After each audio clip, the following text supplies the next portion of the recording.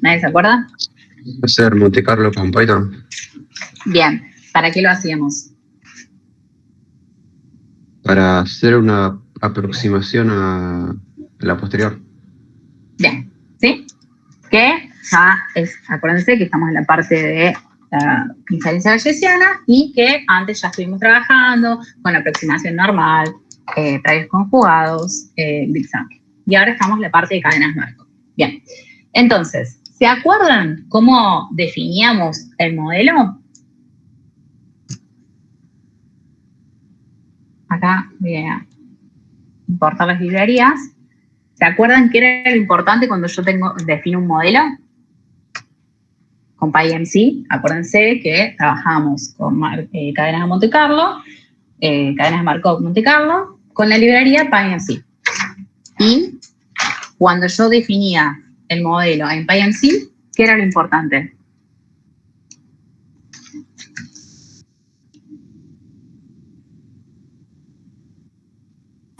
Y le teníamos que, adentro, teníamos que definir el prior y la posterior.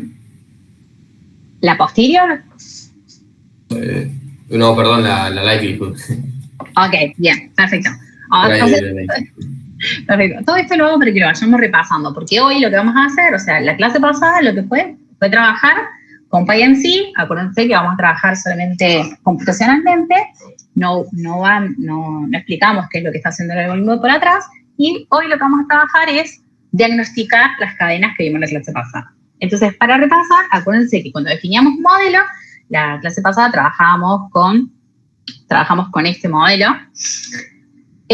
donde están los datos, que definíamos el prior, una beta, o lo mismo que un uniforme, una beta 1,1, y la likelihood definíamos una binomial.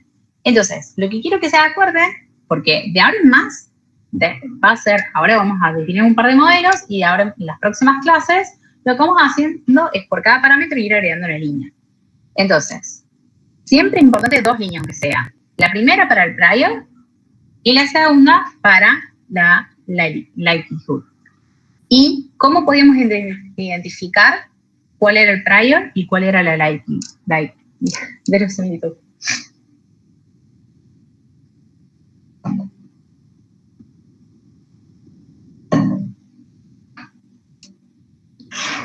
likelihood, porque estaba el observer. Bien. La likelihood la condicionamos a los datos y además, acuérdense que el parámetro P depende del parámetro que definimos anterior. En este caso yo la había llamado tita, ¿sí? Bueno, esto es para que recuerden lo que estuvimos viendo en la clase pasada. Si tienen alguna duda, también vayan preguntando. Y ahora, ¿cómo hacíamos para conseguir ahora sí el muestreo de la distribución posterior? ¿Cómo hacemos para conseguir samples de la distribución posterior?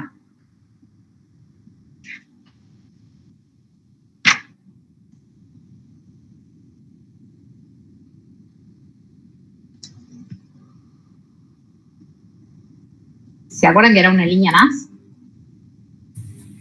Yo ahí solo me acuerdo del trace, pero la verdad no me acuerdo de la función. Bien, perfecto, pero en el trace es donde guardábamos las muestras de distribución posterior, que esta clase en algún momento lo voy a llamar IData, por Inference Data, pero en la clase pasada lo llamamos trace, donde con el pm.sample podíamos conseguir esas muestras. Y acuérdense que tenía distintos argumentos. Este argumento, el drops, ¿qué era? La cantidad de observaciones que usa antes de hacer la simulación. ¿Cómo antes? Las muestras de posterior. No me acuerdo si eran las que venían antes o las que nosotros queremos que haga. ¿Las que descartaste? ¿Estás pensando en esas? No, me acuerdo en la clase anterior que había, por ejemplo, ahí abajo en la tabla del progreso tenés drops 1000. Sí. Pero porque había, creo que eran 1000 que usaba antes para estimaron más la probabilidad y saber y optimizar los otros parámetros. Bien, esas que son las que descartamos, que son el burnout, son las de calentamiento, son el tune. Y estas son las que nos van a quedar. Acá justo, o sea, por default, siempre me pone 1000, pero lo que vamos a hacer es poner 10.000, o voy a poner 2000, no confunda. Entonces, esto, ¿cuántos me va a dar? ¿Cuántas muestras por cada cadena voy a tener?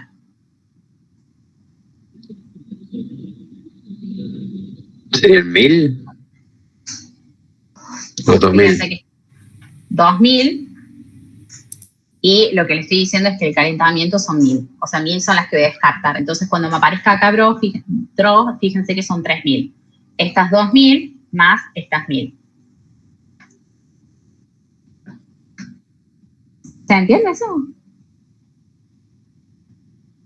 Profe, el TUN no entendí qué hacía. El TUN lo que hace son las muestras, nosotros no nos vamos a meter todos en esto, en realidad, tanto no los vamos a trabajar, pero son las muestras, si yo no le pongo nada, me va a decir automáticamente 3000, porque lo que hace son esas primeras muestras hasta que encuentra una cierta estabilidad que va a descartar. Se llaman como de calentamiento. ¿Sí? ¿Se entiende? Sí, se entendió. Bien. Entonces, justo ahí había puesto 1000 y 1000. Entonces queda un poco... Pero nosotros en realidad mucho el tune no hace falta que lo trabajemos. Y sí, lo importante, la clase pasada no hice tanto énfasis, pero ¿cuántas cadenas tengo? 4. 4, ¿sí? Bueno, entonces la clase de hoy vamos a ver por qué trabajar con más de una cadena. ¿Por qué creen que podríamos trabajar con más de una cadena?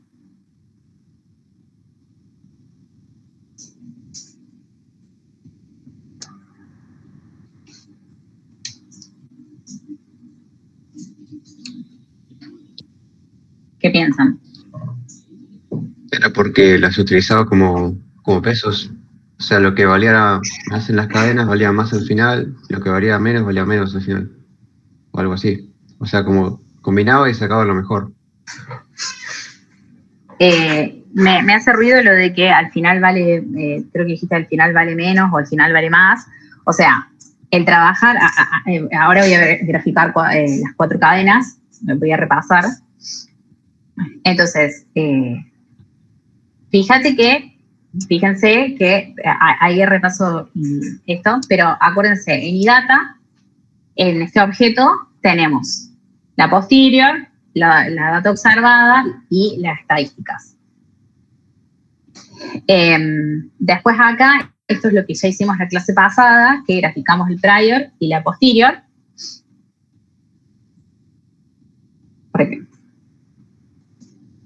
¿Se acuerdan de esto? ¿Tienen alguna duda? Así sigo lo de las cadenas.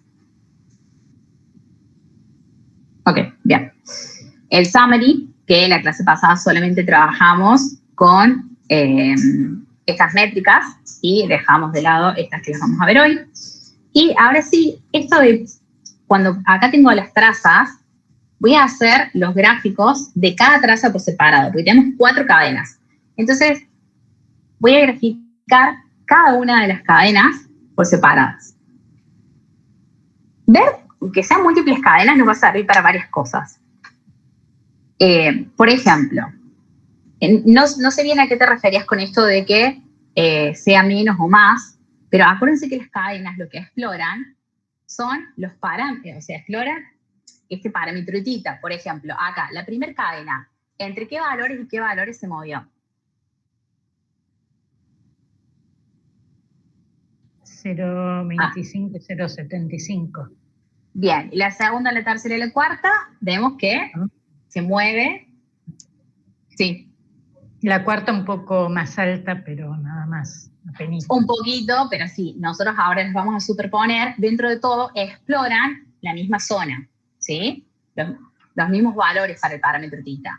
Entonces, por un lado, ver esas 4 cadenas nos va a servir para ver, porque cada cadena puede partir de un punto distinto de parámetros. Pero si todas las cadenas, después de un tiempo, en este caso, ¿cuántas iteraciones estamos haciendo?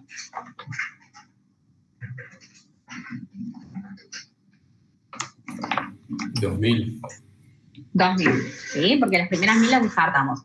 Entonces, si todas las cadenas que empezaron en distintos lugares, después de un tiempo, que son las 2000 iteraciones, llegan a que convergen en la misma distribución, entonces esto está diciendo, bueno, que están explorando la misma región, significa que fue bueno. En cambio, si uno, ahora vamos a ver cómo puede haber problemas, si alguna, por ejemplo, la cadena 1 se hubiera quedado en valores de 0,80 y la cadena 3 se hubiera quedado en valores de 0,20, y no estamos teniendo una convergencia, no están yendo al mismo lado.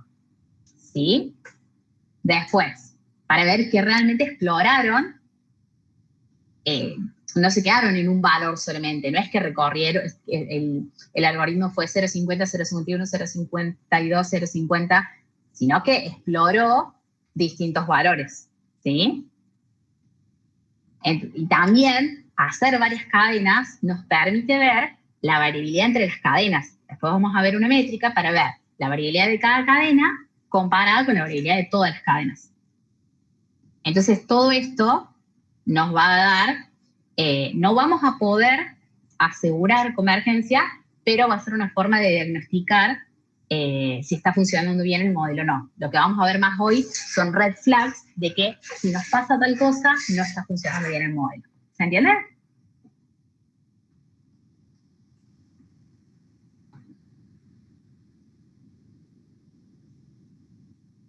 Entonces, acá fíjense que estoy graficando, después seguramente que con Fran lo hicieron, no lo graficaron así con diferentes colores, no estuve en la teórica, pero probablemente lo graficaron directamente el plot trace. ¿Cómo hicieron?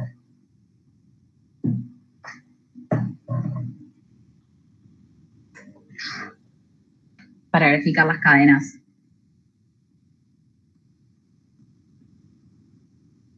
¿Trabajaron con más de una cadena? Sí, con Fran.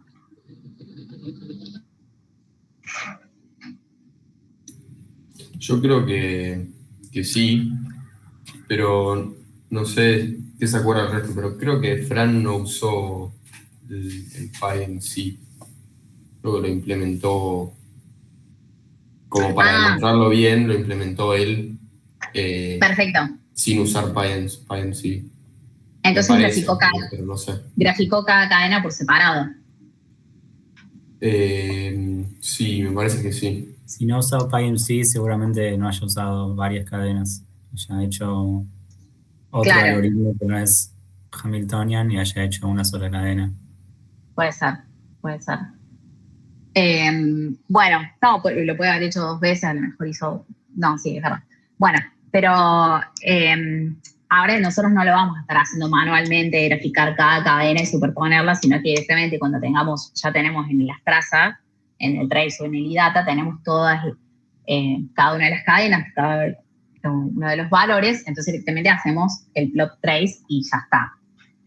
Pero lo importante de esto es que cuando ustedes vean, lo que nosotros vamos a querer es que esas cadenas lo pueden pensar como hay un video que había encontrado sobre que estas cadenas las podemos pensar como abejas que están yendo a una habitación, por ejemplo, a recorrer la habitación y hacer el mapa de la habitación. O lo podemos pensar como distintos exploradores que van a explorar una montaña, ¿sí? Entonces, como que quisiéramos ver, o que todas esas abejas, todos esos exploradores recorren casi toda la zona y que terminen llegando a lo mismo. ¿Se entiende un poco esa analogía o confunde más?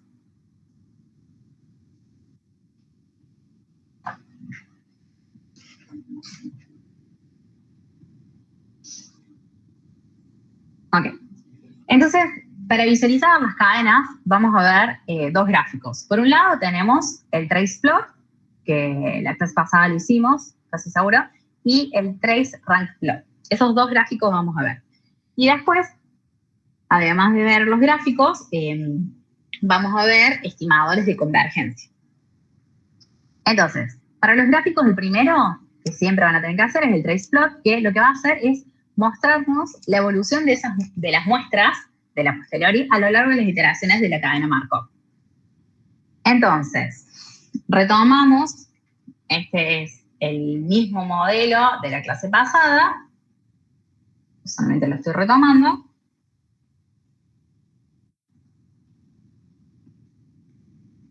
Acá muestro el modelo, y con el plot trace, que es lo que vemos acá, ¿qué creen que estamos viendo en estos?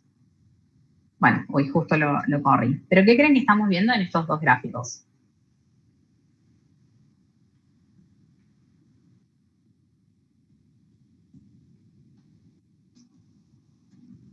Un poco lo charlamos ya. En el de la izquierda puede ser la distribución de cada uno de los 4 traces. La distribución, de vuelta, perdón que... La distribución ahorita de las 4 gráficos que teníamos antes. De las 4 cadenas, ¿sí? De las 4 cadenas. Bien. Y en el de la derecha unificados, superpuestos. En el de derecha es el mismo gráfico que hicimos recién. ¿Se dan cuenta? Donde vimos las iteraciones de cada una de las cadenas. Nada más que acá, como le hice 10.000, no se llega a ver tanto, pero ven que hay algunas líneas que son punteadas y otras que son línea continua.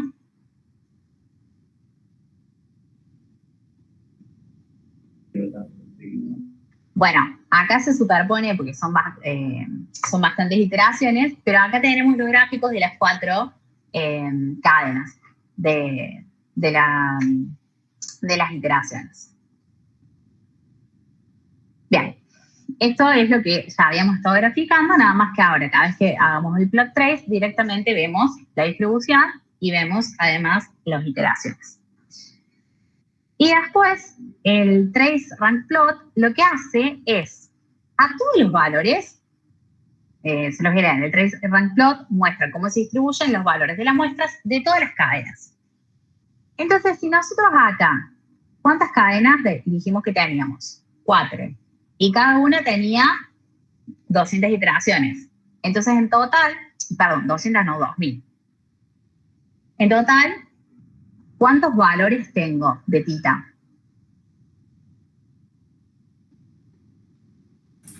8.000. 8.000. Bueno, entonces lo que va a hacer es, el trace rank plot es, ¿cómo se distribuyen esos 8.000 valores a lo largo de rangos ordenados? ¿Qué quiere decir esto? Esos 8.000 los agarro todos y los mezclo. Y lo que va a hacer es mirar esos valores directamente en la posición de cada una de las cadenas. Entonces, a ver si por ahí me explico mejor. Este gráfico sé que por ahí cuesta un montón al principio. Entonces, de esas 8.000, como acá teníamos, fíjense que tenemos más o menos 20 barritas, entonces cada uno de los rangos va a ser aproximadamente de 0 a 200. Entonces, esto me está diciendo que de 0 a 200, de los 8.000 valores, ¿cuántos están acá? No sé si se entiende, dice el guío. Ahí, ¿por qué el eje X va hasta 4.000 y no 8.000?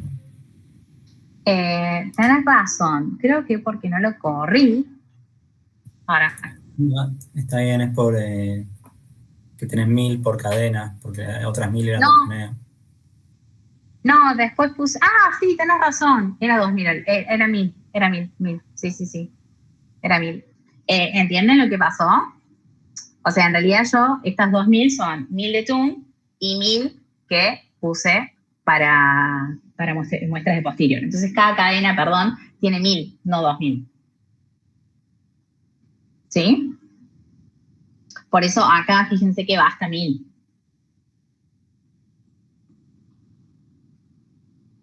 Pensé que lo había cambiado. Entonces, acá tengo los 4.000 valores de tita. Entonces tengo el histograma, o sea, tengo cuántos hay en cada rango. ¿Se entiende eso? Sería, por ejemplo, ¿cuántas abejas o cuántos exploradores recorrieron entre 0 y 200 esta primera barrita. ¿Cuántos recorrieron entre 200 y 400 esta segunda barrita? ¿Se entiende? Hago una aclaración, pero no sé si se entendió lo que es el rango. Cuando tenés ya entonces las 4 cadenas, cada una tiene 1000 iteraciones de tita. Entonces tenés 4 cadenas, cada una tiene 1000 valores distintos de tita. Si los graficás, tenés el histograma con la posterior. Entonces, cada una tiene 4000 valores. Cada una tiene 1000 valores. Si vos agarrás los 1000 valores de cada una de las 4 cadenas, los juntás todos, tenés 4000 valores de tita mezclados de todas las 4 cadenas. Ya te olvidás de a qué cadena pertenecía cada una y mezclás los 4000 valores. Los ordenás, esos 4000 valores los ordenás del menor al mayor. No importa, pones al más chiquito, sea de la cadena que sea, acá al principio, y al más grande, sea de la cadena que sea al final, y así los ordenás. Y al primero, al más chiquito de todos, le pones rango 1. Al segundo más chiquito, rango 2. Y al más grande de todos, rango 4000. Y una vez que ya le pusiste el rango a cada uno, depende el orden de menor a mayor, en qué orden están, según qué tan chico es el tita o qué tan grande es el tita, los volvés a separar a cada uno, lo devolvés a la cadena que corresponde, y ahí sí, haces un histograma en cada cadena de los rangos.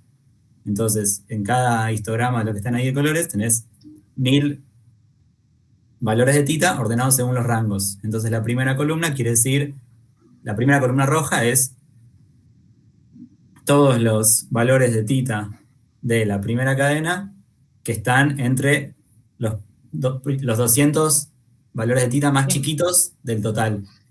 Entonces, si tuvieras, esa columna sería muy alta en respecto a las demás columnas, quiere decir que esa cadena tiene muchos más valores chiquitos de tita que valores grandes de tita, ¿también? Porque tiene todos los rangos más chiquitos. Y así, las columnas más de la derecha quiere decir los valores grandes de tita. Entonces, ¿qué quiere decir una columna que tiene un histograma acá de estos uniforme, como estamos viendo, que más o menos también distribuidos? ¿Qué quiere decir eso?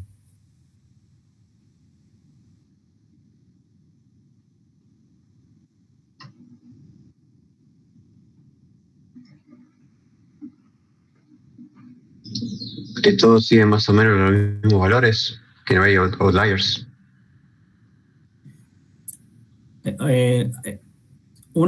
Quedémonos solamente con la verde, por ejemplo, o con la amarilla. Olvídate de las otras 3, solamente con la amarilla. ¿Qué quiere decir? La naranja, bueno, la tercera, sí. ¿Qué quiere decir que estén todos más o menos a la misma altura? Ahí la línea horizontal es el promedio de todas las cadenas. ¿Qué quiere decir que estén todos más o menos cerca, que no haya alguna columna que se va mucho? Solamente respecto de esa cadena.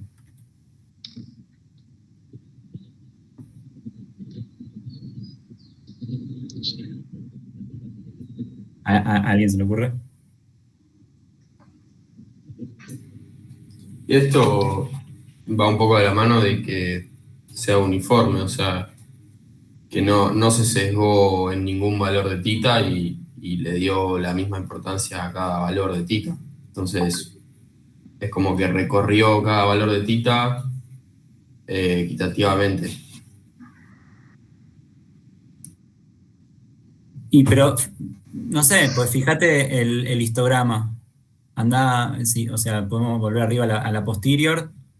No es tan así. Ahí claramente hay muchos más cerca de 0.6.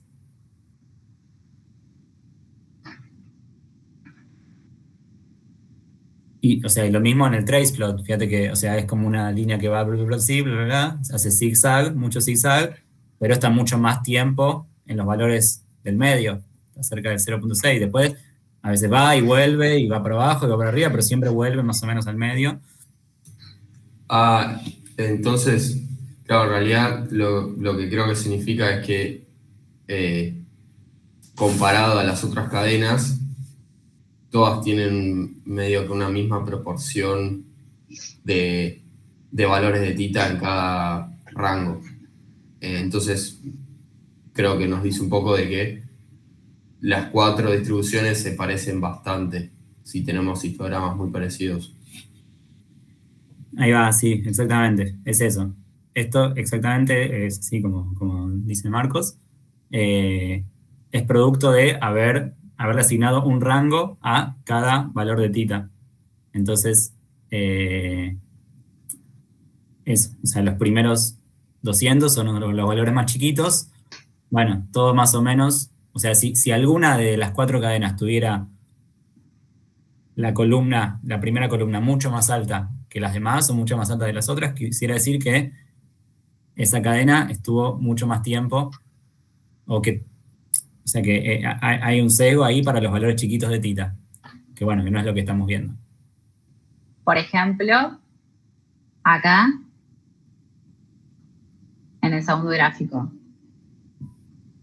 en el segundo trace rank plot. Sí, ahí está terrible. Esto es un inventado. ¿Qué dirían?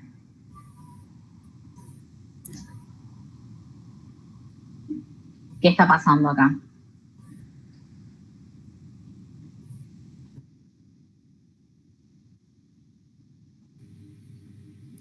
Que la última cadena, su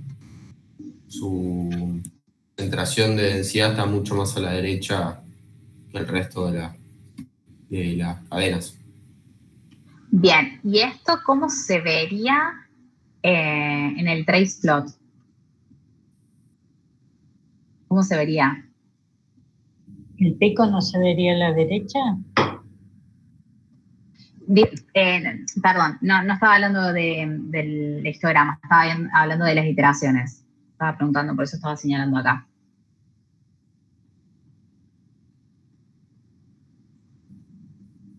Imagino que más alto todo desplazado, pero no... Claro, o sea, todos estos valores, sí. Sí, dale. Igual hay algo que no termino de entender, porque si llega a 4000 es porque es como que están todas. Y ahí me pierdo un poco. Bueno, igual este gráfico, no te preocupes por este solamente es inventado para tratar de mostrar la diferencia. Vamos acá, te perdés porque llega a 4000. Claro, porque llega a 4000 es que juntó todas, pero después claro, como se separa, y eso es lo que no termino de... Vos tenés vos tenés 1000 cadenas y 1000 iteraciones, 4 cadenas. Entonces, cada uno de esos valores son 1000 por cada una, tenés 4000 en total esos valores. ¿Eso sí? Sí. Bien. Ahora, esos 4000 para cada cadena va a mirar, como dijo Ale, cada valor va a ser un rango. O sea, el valor más chico va a ser el rango 0. El valor más chico de las 4. ¿Sí?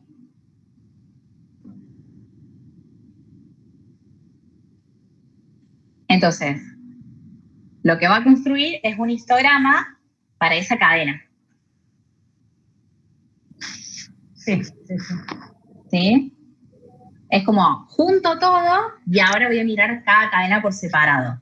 A ver, en el ficticio, a ver, bajemos algo. Igual para este es ficticio, o sea, claro, no es de ningunos datos. Sí, pero está bueno para ver qué es lo que pasa. Casi todos los datos de esa cuarta cadena son superiores a todos los datos de las otras 3 cadenas, salvo este chiquitín, digamos.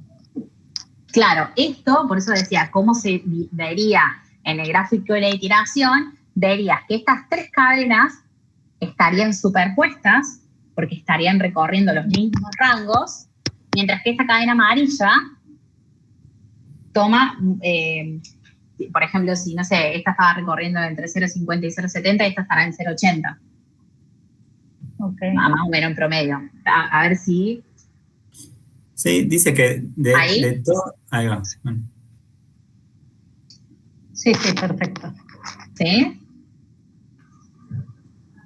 Lo que pasa es que ese valor que en este caso está en el eje Y no se ve reflejado en el otro. O se ve No, reflejado acá no ves los valores de tita. Ok, perfecto. ¿Sí? Acá solamente tenés cadena 1, cadena 2, cadena 3, cadena 4.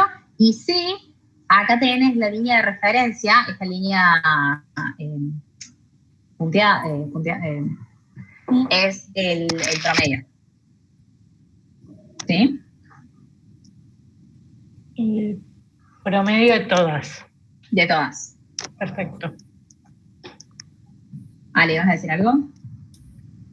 No, se entendió bien con el segundo gráfico que mostraste. O sea, lo que mostraba los rank plots esos ficticios es que de todos los valores de los 4.000 valores de tita, los 1.000 más grandes, o sea, los que tienen los 1.000 titas más grandes están todos en la cadena 4, en la cadena amarilla.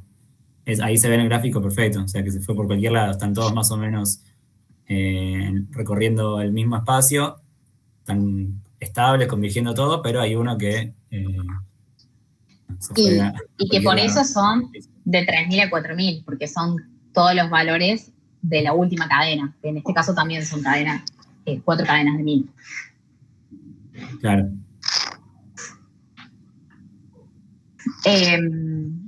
Entonces sí, después... Dale, perdón. No, entonces, si entendí bien, la magnitud se hace con todas las cadenas y la media, que es cada línea, se hace también con todas las cadenas. Sí, Pero cada histograma corresponde a esa cadena exacta. a esa cadena. Ok. Pero se hace con la magnitud de todas. Se hace con todos los valores de tita. Sí, es eso. O sea, a cada elemento de cada cadena le pones un numerito según su orden de menor a mayor respecto a todas las cadenas. Entonces, cada uno va a tener de 1 a 4.000 y después las volvés a dividir en las cadenas y a graficar para cada cadena qué valores tiene. Entonces, ninguno va a repetir valores. No sé, el más chiquito lo tiene capaz el rojo, el segundo más chiquito lo tiene la verde, el tercero más chiquito también lo tiene la verde, el cuarto más chiquito lo tiene el naranja y así. O sea, los 4.000 rangos, hay uno por iteración, por cadena, los dividís de vuelta en las 4 cadenas que corresponden. Cada uno tiene un rango único. O sea, es importante que entiendan que nosotros por lo general vamos a ver que si pasa algo de este estilo o de este estilo, ahí es donde tenemos una red flag, porque sí, hace un rato dijeron que se veía como un uniforme, nosotros vamos a querer que si realmente están recorriendo las 4 cadenas de una forma, las barras están bastante iguales, todas las cadenas están aportando igual. En cambio, en este gráfico, acá las barras están desbalanceadas, entonces quiere decir que una cadena, como lo vimos acá, se quedó en estos valores, por ejemplo acá, 0,50, y esta se quedó cerca de 0.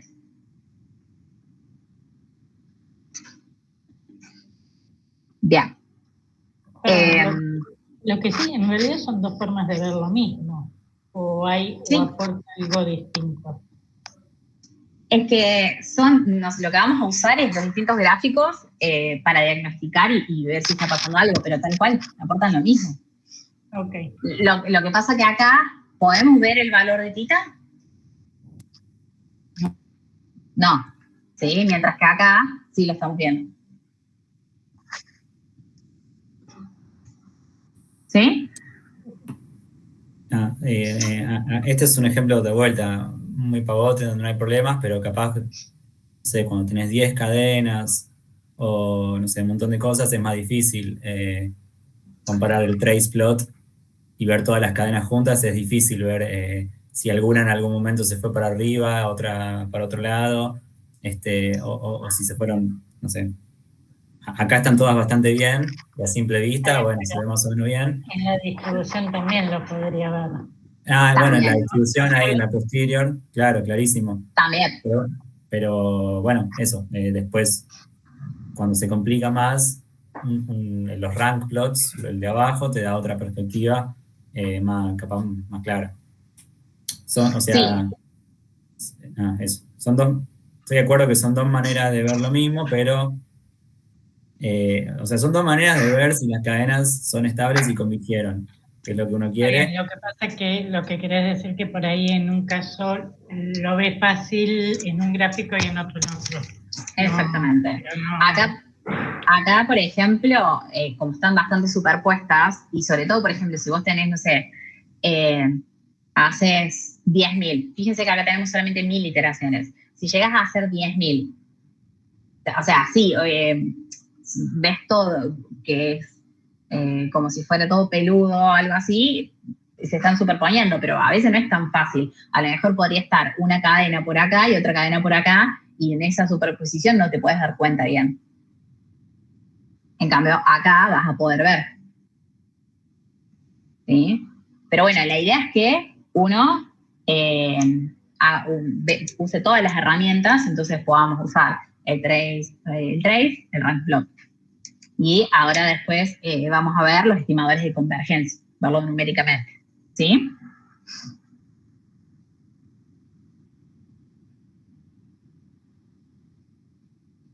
Hasta ahí. En realidad también hay otros gráficos que nosotros no los trabajamos, que está el de autocorrelación y el de energía, que son también otros gráficos que ayudan a ver si hay algún problema de alguna autocorrelación entre las cadenas, que nosotros no queremos que haya autocorrelación, o también si hay divergencias. Son todas herramientas para diagnosticar esas cadenas. Bien, entonces, ahora vamos a ver dos estimadores para ver la convergencia y la calidad de estas cadenas, de estas muestras. Vamos a ver un lado el R-hat y el Effective Sample Size. Vuelvo a ejecutar el mismo modelo, creo que no hacía falta porque ya lo tenía acá. Ah, no, perdón, este modelo no es el mismo. ¿Qué tengo acá?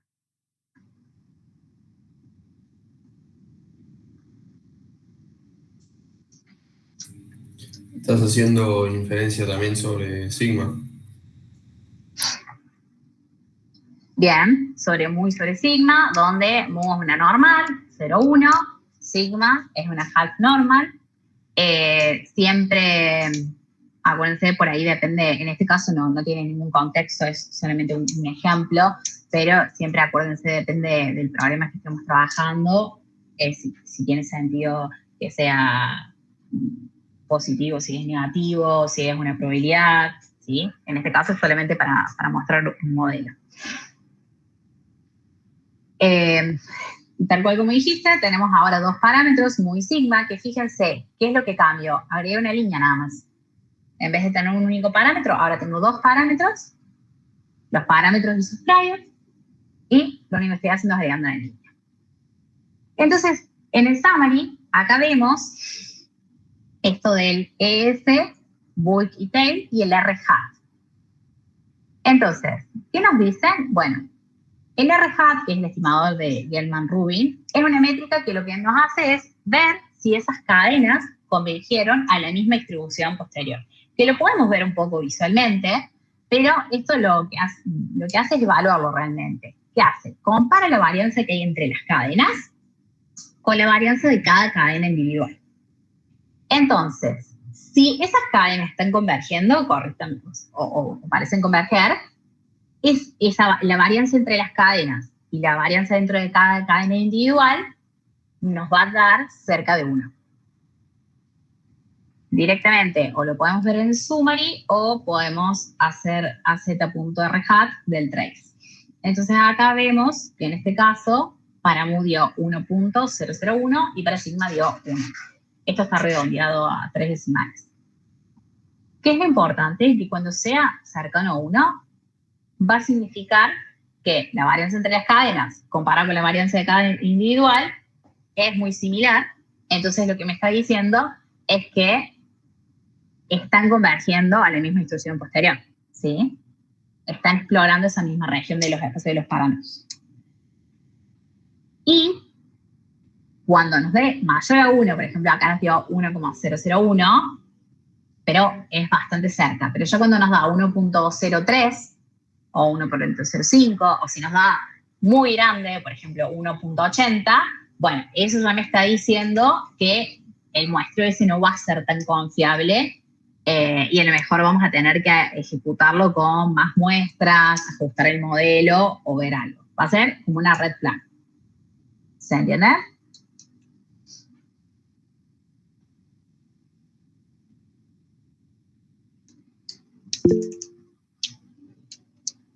Sí, Ale. Sí, un detalle nomás. Todos estos diagnósticos y esta manera de ver gráficos y estas cosas sirven para, bueno, diagnosticar si tienen problemas las cadenas. Lo único que quería decir es que, como mucho, podemos descartar que no haya, o sea, que no haya señales de divergencia y que más o menos tenemos cierta confianza en la convergencia de las cadenas, pero estos diagnósticos nunca nos van a servir para afirmar completamente si las cadenas convergieron o no, o sea, si convergieron. La convergencia es algo que pasa en el infinito, digamos. Uno nunca puede afirmar con 100% de confianza, sin lugar a dudas, de que algo haya convergido o no. Es una cuestión de degradé y de confianza. Entonces, vamos a decir con mucha confianza que no hay señales de divergencia o que tenemos mucha confianza con la convergencia porque el R-hat dio tanto o porque el otro estadístico dio tanto o por cómo se ven las cadenas y todo, pero bueno, nunca podemos decir, bueno, y con esto podemos concluir que las cadenas convergieron.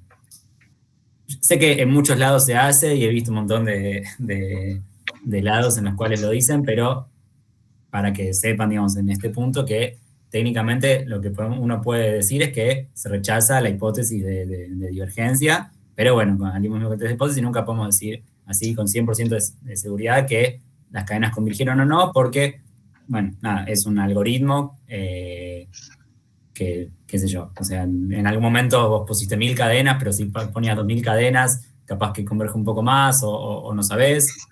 Bueno, o sea, hay como siempre una incerteza, entonces eso, es una sutileza. Y después en la práctica siempre vamos a decir que bueno, parece que convergieron y todo, y lo que queremos, pero bueno, eso es una sutileza de una cuestión de semántica nada más. Por eso piénsenlo como que son red flags. O sea, no podemos asegurar, pero sí vemos que en este caso está funcionando bien, pero si, como les digo, si ven que es 1.80, entonces están viendo que hay un problema, ¿sí? Si nosotros vemos que la traza, por ejemplo, o en las iteraciones vemos que una de las cadenas está recorriendo otro espacio de parámetros, bueno, digo, esas son cosas que decimos, che, el modelo hay que revisarlo, o hay que hacer algún cambio en el modelo, bueno, ahí vamos a ver, pero digo, hay algo que está funcionando mal. Otro de los estimadores principales de convergencia van a ser las Effective Sample Size, que lo que nos mide es cuántas muestras independientes se obtuvieron de la distribución a posterior. ¿Qué pasa? Cuando nosotros hacemos voy a volver acá el zoom allí. Por ejemplo, en esta cadena, en este modelo, ¿cuántas cadenas tengo? Perdón, ¿cuántas iteraciones, cuántas muestras tengo por cada cadena y cuántas cadenas tengo?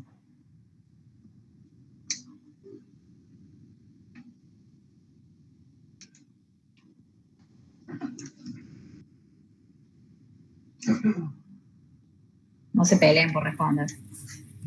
Tenés 2000 muestras por cada cadena y tenés 4 cadenas. Exacto, ¿sí? Si no le cambio el parámetro del tune, acuérdense que 3000 menos 1000, que son estas 2000 que les puse. Entonces tengo 2000 y tengo 4. Y si vemos, ahora vamos a ver qué significa cada uno. Fíjense que en este caso los dos R-hat me dieron 1 para los dos parámetros, para muy y para sigma. Entonces esto estaría check. Y acá vemos que En total, acá es del total. O sea, si tengo 4 cadenas con 2.000, son 8.000. Entonces acá, digamos que las muestras efectivas son 3.346, acá 3.382. Entonces, yo lo que voy a querer es que haya lo más posible de muestras independientes, que me están aportando información, o sea, porque quiero que no haya correlación. Entonces, en general, el Effective Site me dice cuántas muestras efectivas tenemos después de contar la correlación entre muestras. Si esas muestras son bajas, entonces es malo, me está diciendo que no son independientes. Nosotros vamos a querer que sea lo más alto posible. Ahora, ¿qué pasa? Tengo 2 tipos de S, o sea, 2 tipos de muestras efectivas. Bulk y tail. El bulk lo que me hace es en el centro de la distribución y el tail en la cola de la distribución. Entonces, acá, ya lo vimos recién, pero lo voy a mostrar. Fíjense que para mu, no, creo que es más lindo verlo en el summary. Z, summary, ¿cómo le llamé? ¿Y data o trace? No, trace. Acá es más fácil. Entonces, las muestras efectivas en el centro son estas, ¿sí? De bulk. Entonces, para mu tenemos 3.346 y para sigma tenemos 3.400.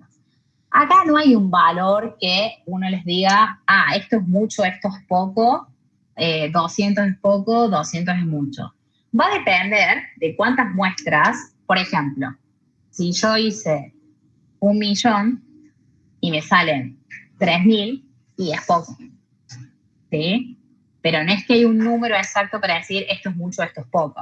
Si me salen 10, bueno, sí, eso para cualquiera va a ser poco, ¿se entiende?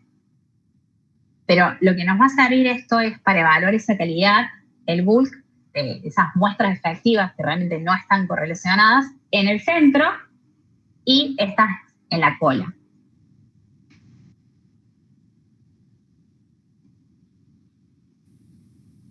¿Se entiende la diferencia entre la cantidad de muestras que tenemos y las muestras efectivas? ¿Por qué hay 2 números distintos? O sea, ¿por qué no son 8.000 como habíamos puesto?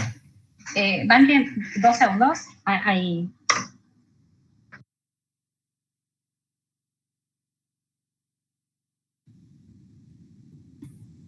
A ver, Marcos, ¿querías una pregunta? Sí, ¿de qué depende que las muestras sean efectivas? O sea, lo que se me ocurre a mí es que si el algoritmo recorre muchos valores de tita, terminan siendo muestras efectivas.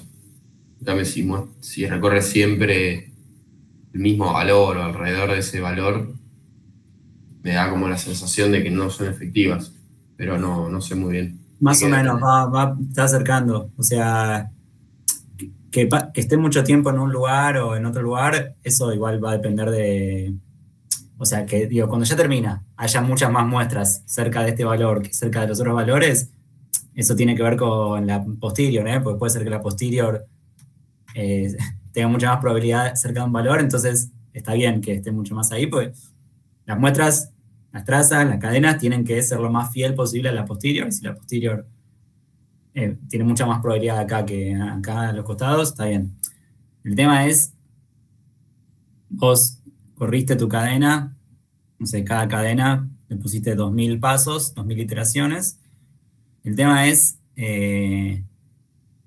con qué eficiencia pasa de un punto al siguiente. Si un punto, antes de pasar al paso siguiente, no sé, sube muy lento o está, o sea, no sé, suponete ahí las cadenas que tenemos, vemos que van haciendo zigzag, así, qué sé yo. Pero si en vez de hacer así zigzag en la cantidad de pasos que le pusimos, lo hacen de manera como mucho más lenta, sube valor mayor de tita, otro más de tita, otro más grande de tita, después baja, otro más así. Cada una de esas eslabones de la cadena, cada iteración, va a estar muy correlacionada con la iteración anterior.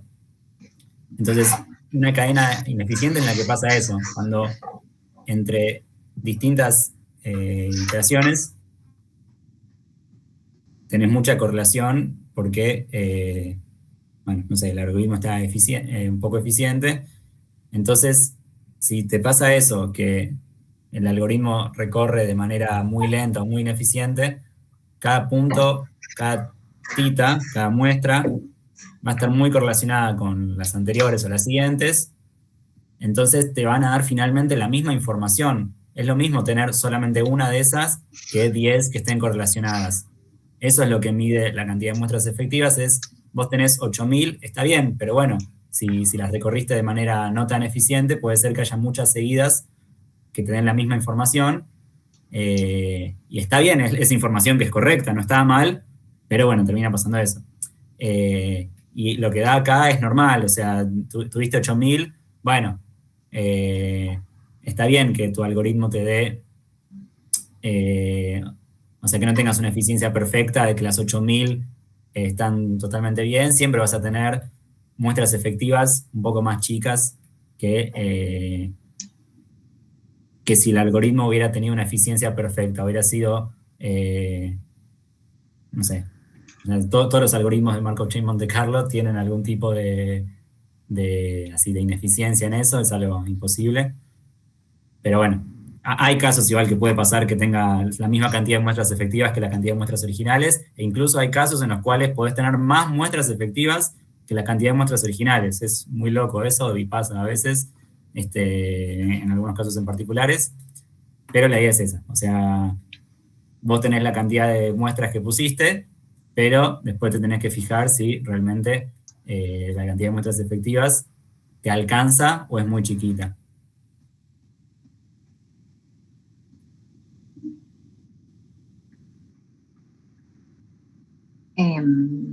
¿Alguna Y ahora, duda? Sí. no, bueno, ahí digo, por la pregunta de Marcos, que también él está, Sí, o sea, como preguntando por qué, de dónde viene la efectividad o no, y tiró de dónde le parecía. Eso creo que ya quedó claro. Ahora la otra pregunta era, ¿cuál es la diferencia entre las muestras efectivas bulk y las muestras efectivas tail? ¿Por qué Bien. hacemos una diferenciación? ¿Por qué? O sea, no lo preguntaron, pregunto yo a ver si quedó claro. Ok, good. ¿Por qué reportamos por separado una del grueso de toda la distribución y una específicamente de las colitas de la distribución?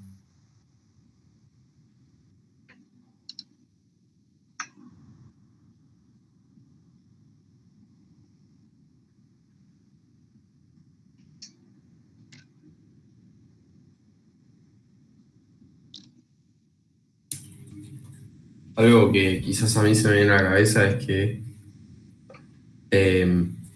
nos importa saber más cuántas muestras efectivas tenemos cerca de la mayor densidad de la distribución, que es lo que más nos importa a nosotros, y el resto de las colas, como que a nosotros nos importa más tener muestras efectivas en el medio, que es el valor de la distribución que más se repite. Y depende un poco de tu objetivo, ¿no? No, hablo para la normal en este caso. Bien.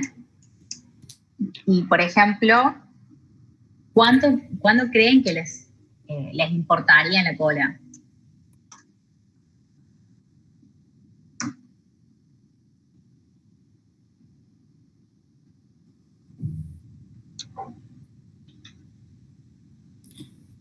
Ojo igual, por lo que dijeron recién, esto es una distribución normal, pero todas las distribuciones que estamos hablando son de los parámetros, ¿está bien? Que esas no son ni normal ni nada. O sea, estamos hablando siempre de las posteriores del parámetro mu y del parámetro sigma.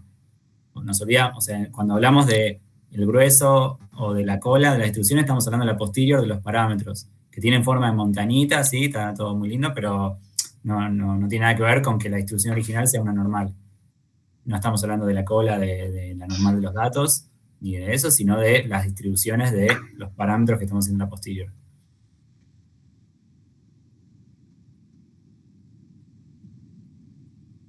Quizás la cola es para ver cuánto varía ese parámetro, para asegurarnos de eso.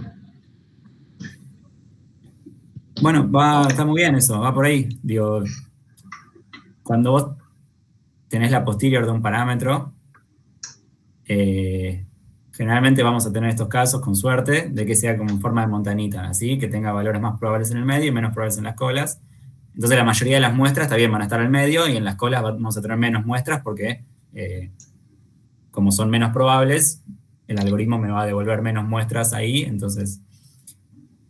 Pero está bien lo que vos decís, porque lo que estaban diciendo era que siempre me va a importar la parte central, que es la que más probabilidad tiene. No necesariamente. Me importaría solamente la parte central si yo quisiera, por ejemplo, sacarle la media o la moda de la distribución o alguna medida de resumen. Ahí sí, bueno, solamente le presto atención a los valores más probables y la escuela no me importa tanto. Pero bueno, sí, si yo quiero tener una medida de la variabilidad, de la varianza, de la dispersión, de la probabilidad de ese parámetro, entonces tengo que prestarle más atención a los valores menos probables, a las colas. O si quieren, por ejemplo, sacar el cuartil, Percentil. claro, algún percentil, algún intervalo de confianza de mucha probabilidad, o sea, el 95 percentil, intervalo de confianza, ahí, claro, ahí necesito tener más definición cerca de las colas.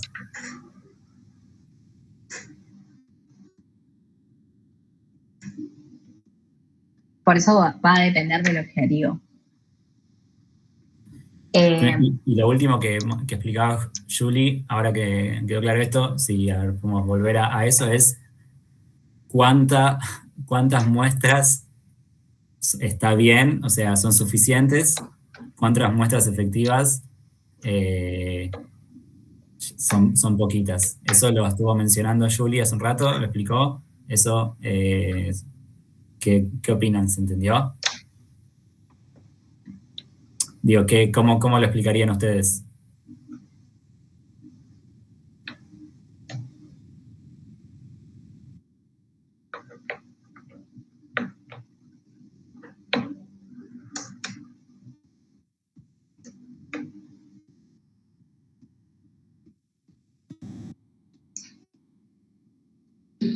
Si quisiera, por ejemplo, hacer el del centro, los valores que estén en la cola no me servirían, ¿no?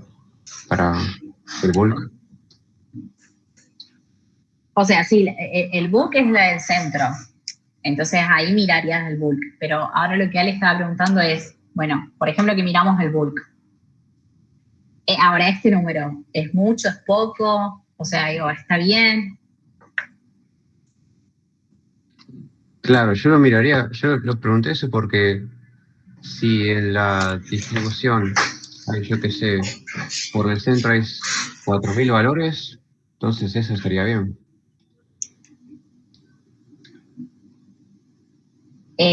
Acordate que cuántos valores tenemos, o sea, cuántas muestras tenemos en total en este caso. No me acuerdo cuántas muestras era por cadena, eran 8.000. 8.000. Bueno, entonces, o sea, digo, es indiferente el bulk y el tail. O sea, los dos pueden dar 8.000. No es que se reparte. Ok.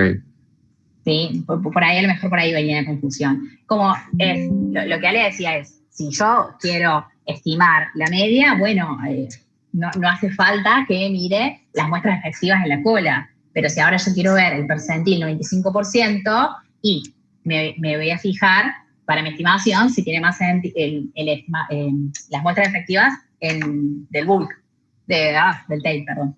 ¿Se entiende? Entonces lo pienso siempre del total de las muestras. Sí. Ok. Pero que también, ojo, ¿qué pasa? Estas muestras efectivas, en realidad, es el número total de muestras dividido en la sumatoria de la autocorrelación. Entonces, Ale por ahí ha dicho algunas veces que sí da el total, pero normalmente no da el total. O sea, es muy raro que si tenemos 8.000 muestras nos dé 8.000. ¿Sí? Entonces, ¿qué es un número que decimos, bueno, estamos bien? Por ahí sí, nosotros sabemos que tenemos 8.000 muestras y vemos que nos dice 200, efectivas. ¿Y qué les parece? Es algo como bueno, sí. Malísimo, es malísimo. Un red flag, ¿sí? Entonces, esta clase es para decir, che, esto, hay algún problema.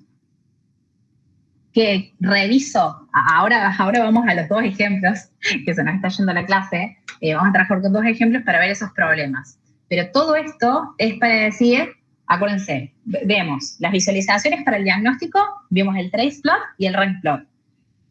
Y después ahora, para los estimadores de convergencia, vemos el R-hat y el ES, que es las muestras efectivas, ¿sí? Entonces, vamos a ver todas esas 4 cosas, todo en conjunto, para ver si tiene sentido mi cadena o no, mis cadenas. Entonces, ahora yo les voy a decir, tengo estos datos, el modelo que voy a construir,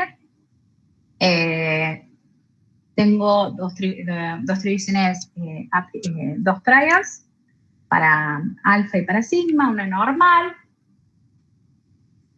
mu 0, sigma 1000, esta exponencial, que, bueno, les voy a correr esto.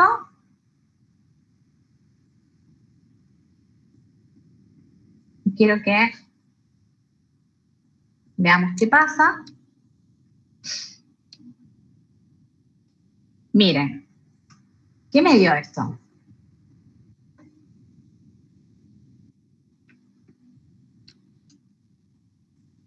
¿Qué tenemos acá?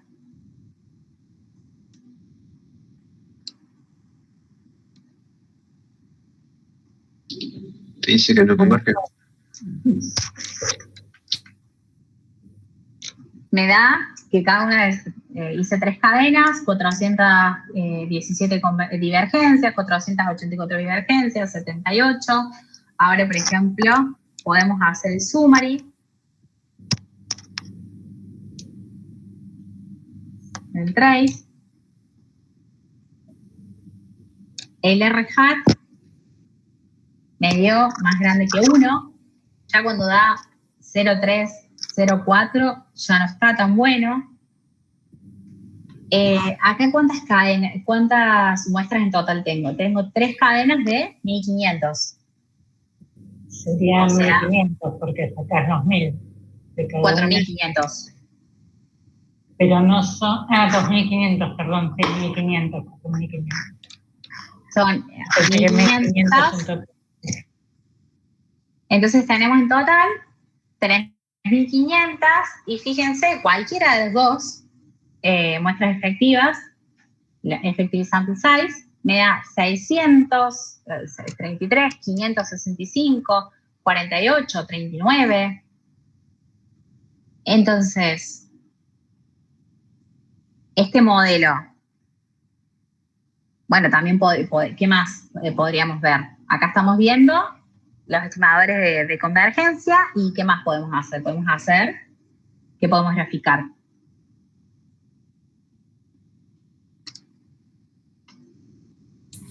El diagrama y de... el plot. ¿Qué cosa? El de rank, bueno. Bueno, ahí voy. ¿Este cuál es? Pero porque ya le he empezado a escribir nomás. Es el que te muestra las distribuciones y el Y miren, horrible. bien. Todo eso negro son las divergencias. Fíjense cómo, además de, ¿por qué horrible? ¿Qué es lo que ven de horrible?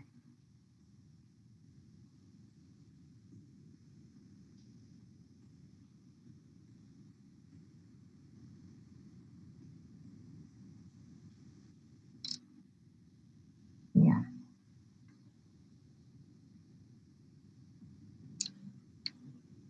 También hacemos el rank plot como me dijeron. Y acá tenés en el primero para alfa tenés la cadena 1, digamos, que me da segundo 9 en medio, En el medio no tiene nada y la otra tiene algo ahí. Bien. Aunque no están uniformes, va. Pues Bueno, todo esto nos está diciendo, ahora vamos a volver, pero todo esto nos está diciendo que el modelo, ¿qué? Falló. Fíjense que acá, miren, el promedio está cerca de 0, a ver, el promedio, perdón, 22 para alfa, y fíjense cómo va hasta 2000, menos 1000 y pico, o sea, saltos totalmente erráticos, o sea, mega saltos. Y en el caso de sigma, el promedio que era 589, y fíjense que igual llegó a 20.000. ¿Sí? Vemos como saltos. Todo esto nos está diciendo que el modelo, o sea, no veo el trace float ni que sean cadenas estables ni estacionarias, no veo que estén recorriendo el mismo espacio de parámetros. O sea, todo esto me está diciendo que el modelo falla totalmente. Y ahora quiero preguntarles, ¿por qué creen que puede estar fallando el modelo? Porque esto es lo que le va a pasar a ustedes. Si todo está bien, no podemos asegurar como dijo Ale, pero si de repente tengo un montón de cosas que funcionan mal, ¿por qué fallo?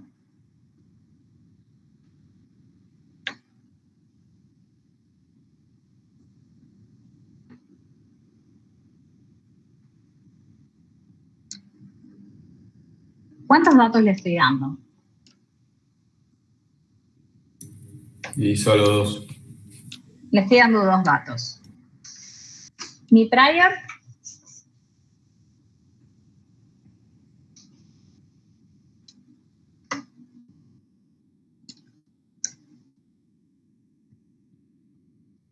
por ejemplo, para alfa.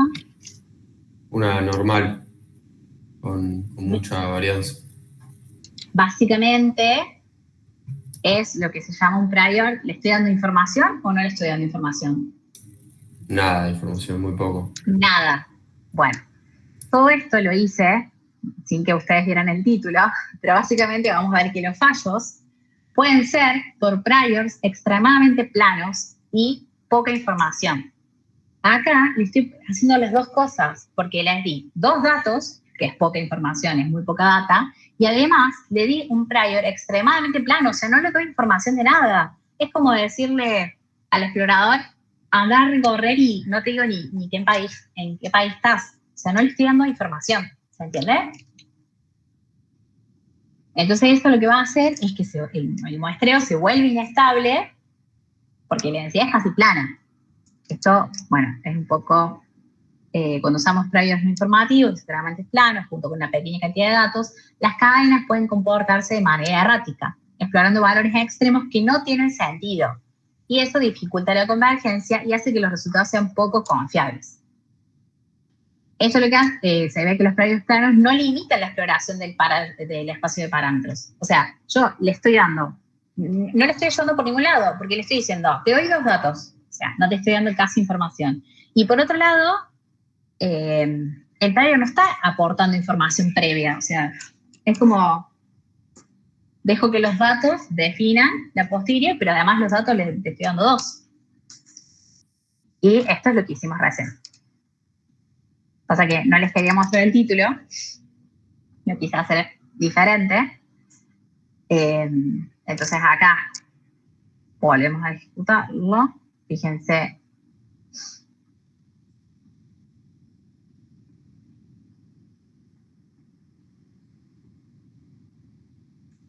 Entonces, ¿qué estamos teniendo? Estamos teniendo un montón de variabilidad, ¿sí? ¿Lo ven a eso?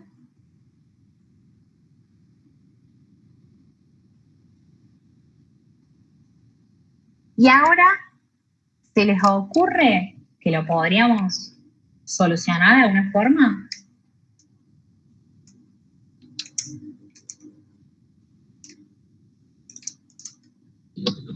Y con menos varianza en la prior y más datos en la lejos.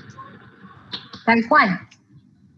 Bueno, en la práctica, ustedes tienen, creo que, este es uno de los ejercicios de la práctica, no me acuerdo si era ejercicio 1 o 2.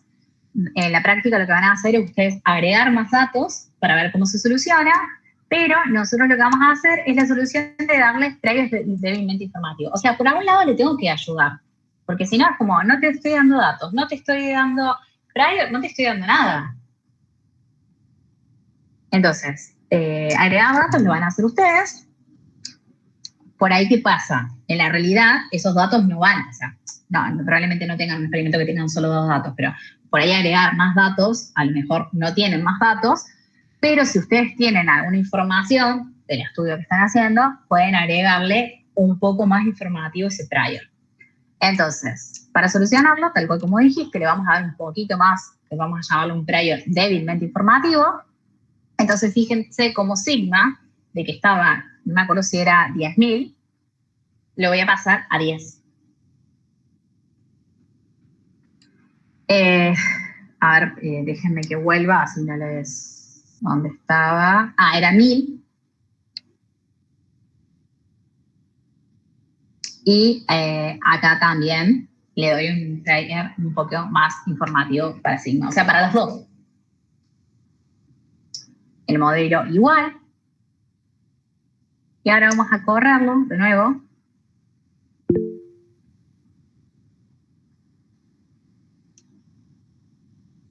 Sí. ¿Por qué ahí en la exponencial cambiar lambda a 1 es darle más información? ¿Cómo le darías más información? No me acuerdo muy bien lo que era el lambda en la exponencial, pero creo que era igual a la esperanza, ¿no? ¿Alguien se acuerda? O, bueno, esto porque yo se los mostré directamente, pero si no, volvamos acá.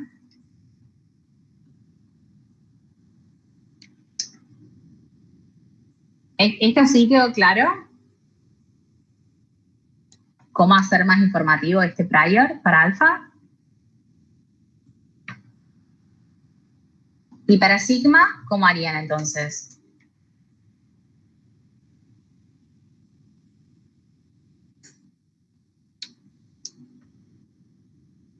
¿Qué se usaba en general para representar la exponencial? ¿Cómo? ¿Qué representaba la exponencial? No me acuerdo ahora. Bueno, ahí hace un rato dijeron que la media era lambda, pero si no me equivoco, Ale, ayúdame por las dudas, era 1 sobre lambda, ¿verdad? La media. Sí. Entonces, La media y al la estar varianza también. sí. Entonces, acá, al hacer 0.0001, o sea, 1 sobre 0.001, fíjense que va a ser 10.000. Entonces eso va a hacer que decaiga lento. En cambio, si yo le pongo, por ejemplo, 1, va a ser 1 sobre 1.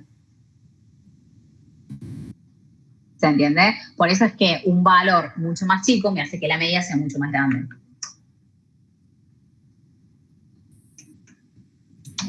Pero acá lo de informativo o no informativo solo importa la varianza, ¿no? La media... Sí, no. Bueno, está bien, pero la Es una varianza sobre lambda es cuadrada. que la...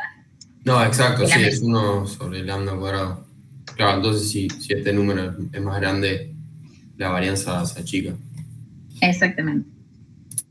Entonces, mientras más chico, estoy dándole mucho más amplitud, entonces lo estoy haciendo menos informativo. Entonces, al hacerlo 1, le estoy dando un poco más de información. ¿Se entiende?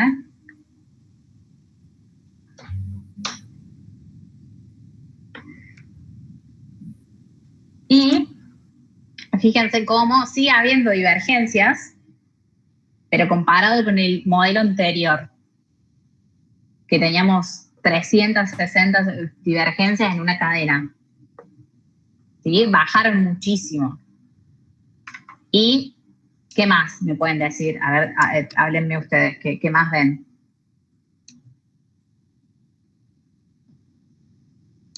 El rescate fue 1 y los CS aumentaron. en ambos casos. Claro. Sí. Eran 300 más o menos, me parece. Sobre todo, fíjense cómo aumentaron para Sigma, porque para Sigma eran 60 y aumentaron a 900. Entonces, bueno, ¿es suficiente? No hay una respuesta para decir si es suficiente, pero digo, ven, la idea de esto es mostrarle cómo, si yo tengo un conocimiento previo y se lo puedo informar mediante el prior, le puedo ayudar, porque si no le estoy dando ni información por los datos, ni información por lo prior, lo estoy mandando en muere. Sí, Ale. Sí, un agrego, que fíjense que no le estamos dando priors súper informativos tampoco. O sea, si no tenemos información previa, listo, no tenemos información previa, tenemos poquitos datos, listo, no hay nada que hacerle. El problema acá era que el prior que le estábamos dando era extremadamente no informativo, era casi plano y por eso se iba a cualquier lado. Ahora, para el alfa, que es la media de la normal, ponerle sigma 10, también es recontra no informativo. Le estoy diciendo que tiene un 95% de probabilidad de estar entre menos 20 y 20, cuando los datos que tengo están entre menos 1 y 1. Entonces, sigue siendo recontra no informativo. No es que yo le estoy dando más información porque, bueno, yo tuve suerte, encontré más información y me sirve para regularizar y que mejore la convergencia. Sigue siendo no informativo, pero lo estoy restringiendo un poco más. ¿Ok? Poner acá, puede llamar priors débilmente informativos. Lo mismo para el sigma. El sigma está mucho más identificado porque, de vuelta, no va a tener valores muy grandes o extremadamente chiquitos porque los datos están entre menos 1 y 1, entonces el sigma, bueno, más o menos va a andar por ahí, 1, 2. El prior que le estoy poniendo acá sigue dándole mucha probabilidad a valores más distintos de sigma, pero no era como el prior que tenía antes, que me permitía valores de sigma que se iban hasta 2000, que eso sí, ahí ya es una locura y por eso se iba todo al demonio. Así que eso, o sea, esta técnica de cuando tengo poquitos datos, y hay problema cuando al tener poquitos datos tengo priors muy, muy, muy poco informativos, planos, es la manera de la inferencia bayesiana de regularizar el modelo. Si vieron regularización en otras materias, es esto, es restringir la flexibilidad que les doy a los parámetros para que no se vaya, o sea, que no, bueno, no sé si no overfitee, pero que no recorra todas las posibilidades que yo le doy, que en cualquier momento de la cadena se puede ir a cualquier lado. Entonces restrinjo un poco esa libertad, que siga teniendo la libertad dentro de lo posible, incluso más todavía, más de lo que amerita, pero que no se vaya tampoco. Ahí, esa era una pregunta. ¿Aumentar los draws ayudaría? De por sí, aumentar, si el problema en este caso que le estoy dando dos datos y le estoy dando un prior totalmente plano, por más que aumentes más draw, el problema está y no se va a solucionar. Sí, lo que podés, en algunos casos, lo que podés hacer es aumentar el tune un poco más, pero si el problema de fondo es que no le estás dando información, no se va a solucionar con más muestras.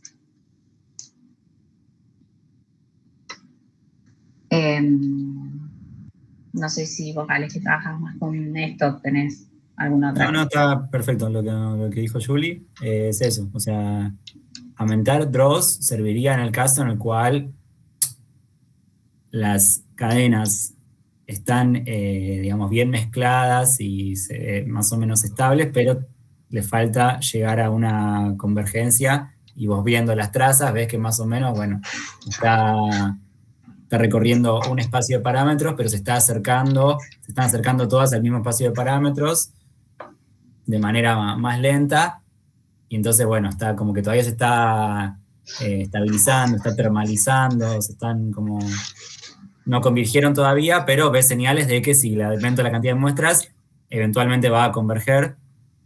En ese caso, sí, aumentó la cantidad de draws y elimino como burn-in, perdón, todas las cadenas, las muestras de cada cadena que no habían convergido todavía y me quedo solamente con las que convergieron. En realidad aumenta el ton también. ¿Cómo? Que Sí. aumentarías el ton también. Para que los draws que te quedan residuales sean más convergentes. Sí, podés hacer eso también. Gracias. No, está bien. Algo que es decir, ustedes pueden agarrar, por ejemplo, acá y, no sé, alfa, ponerle mu1 y sigma 1, pero ahí ya lo estoy haciendo mucho más informativo, estoy condicionando mis datos, ¿sí? Entonces, ¿por qué le estamos dando, por qué estamos mostrando este problema? Porque muchas veces no tenemos, ustedes ya conocen del experimento, se sabe que la altura de las personas o ya tienen conocimiento, bueno, sí, ahí le pueden dar un prior más informativo, pero digo, si uno no tiene información, es por eso que estábamos dando un prior súper plano, pero tiene ese problema. Entonces la solución lo hacemos débilmente informativo esto no lo mostré, perdón, que termino de ejecutar. Sí vimos la LS y el RHAT, pero fíjense cómo además la traza mejoró. ¿Sí?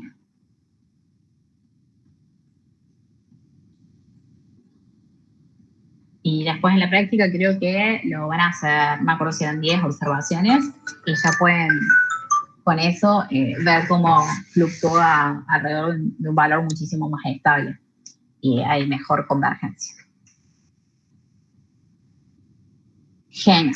Bueno, y esto es un poco lo que charlamos, porque falló el primer modelo, porque los priores eran demasiado planas, permitiendo que las cadenas exploraran valores extremos que no tenían sentido, especialmente con dos observaciones.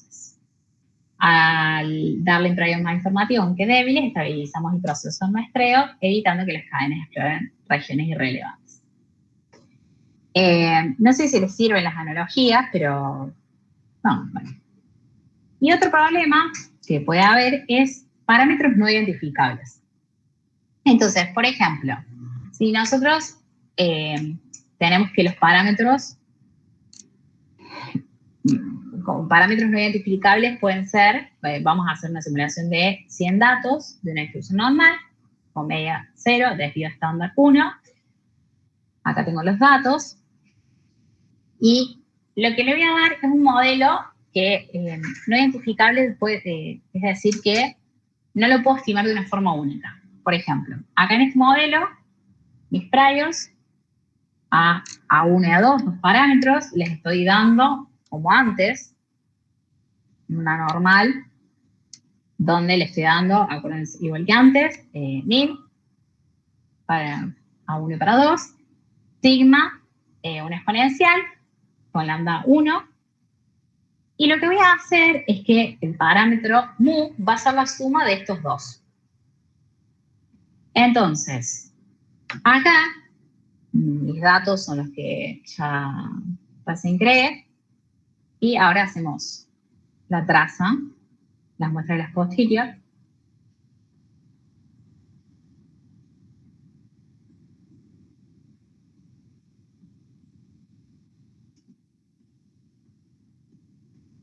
Bueno, acá tarda un poquito.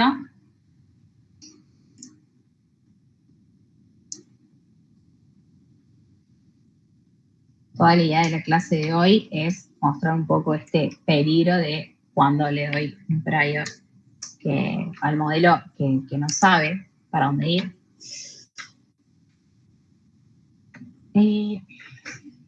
O en este caso que no lo puede identificar. Bueno, hasta que corra, acá voy a mostrarles punto A. ¿Qué pueden ver?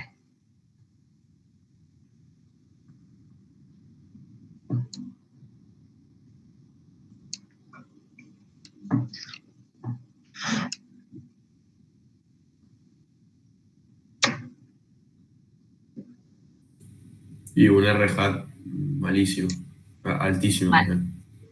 Malísimo, perfecto. ¿Qué más?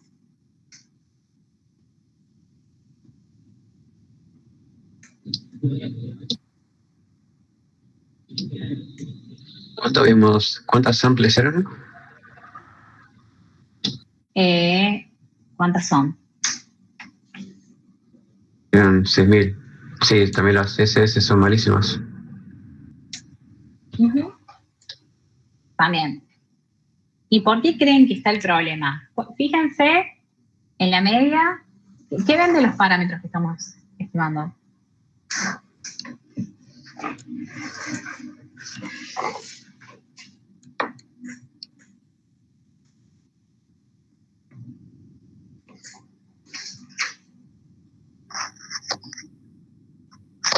Sí, las medias se compensan, pero eso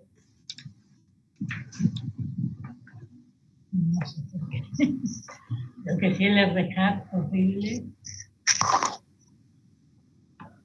Bien, acá notan que el A1 y el de A2 se compensan porque si volvemos al modelo, fíjense que el mu que le pasamos a la likelihood es la suma de esos dos parámetros, del A1 y el A2. Entonces, básicamente, el modelo que necesita que A1 más A2 sea... a ver. Ale acá pregunta. Ay, se me fue la pregunta.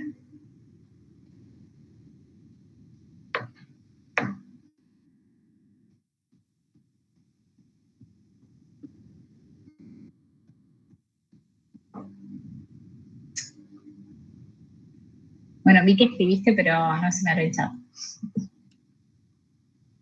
No, bueno, seguí, era para pues identificaron lo de que la media de uno es el opuesto del otro, pero la otra cosa importante era lo de los errores, pero seguí lo que estabas diciendo. O sea, no solo que la media, sino que esa distribución, ¿cómo?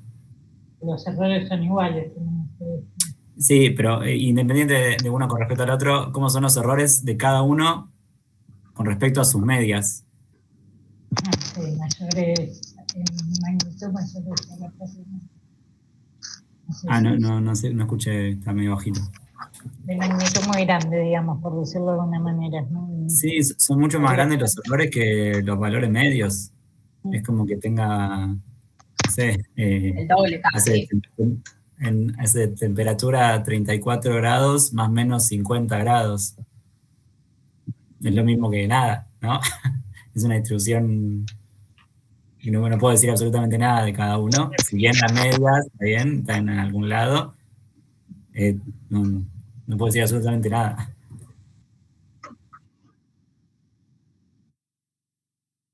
Pero bueno, seguí con lo que estaba mencionando de los parámetros que eran lo importante. Ah, sí. Sí, voy a cerrar las pestañas porque no, les preguntaba esto de que se compensan, que me dijeron que se compensan. ¿Por qué creen viendo el modelo? Si quieren, lo escribo el modelo acá. Modelo. Todavía no me lo vamos a mostrar. Está corriendo.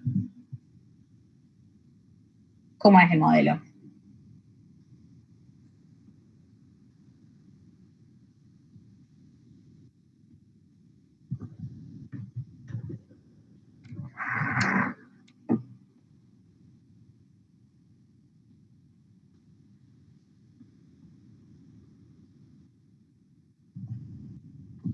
No sé si se me cortó o siguen ahí.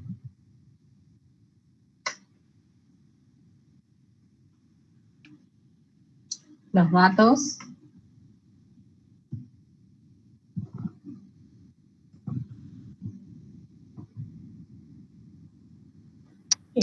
sé las dos. Lo que pasa es que igual no sé cómo trabaja la suma, pero digamos, las dos normales ya tienen un sigma enorme. Vean. Y Pero acá tengo 100 datos. Con 100 datos no es tan peligroso tener un prior super plano. Si tengo 100 datos, el prior plano está perfecto porque no la posterior va a estar determinada por los 100 datos. Ya son un montón.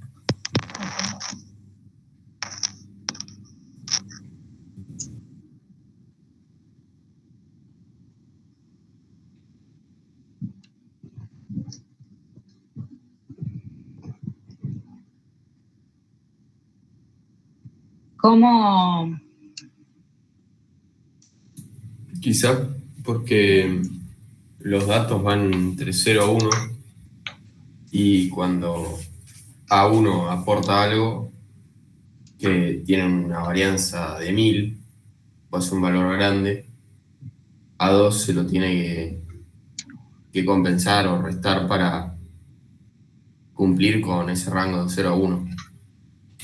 No lo puedo explicar muy bien, pero algo así se me ocurre.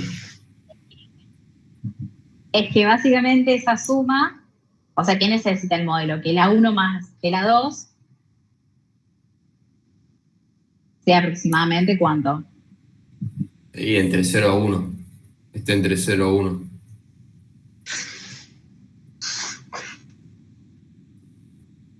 ¿Por qué entre 0 y 1?